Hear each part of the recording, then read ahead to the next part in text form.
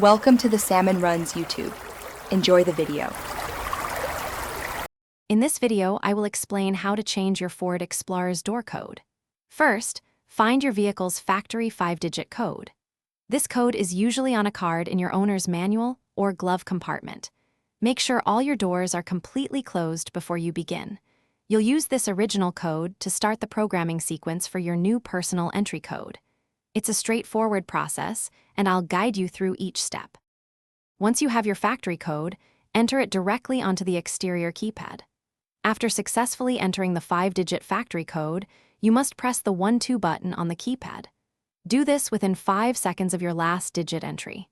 This step is crucial as it tells your Explorer that you are initiating the process to set a new, personalized 5-digit entry code. It's a quick and easy step. Now, it's time to enter your desired new 5-digit personal code. Carefully input your chosen 5 digits onto the keypad. After entering your new code, simply wait.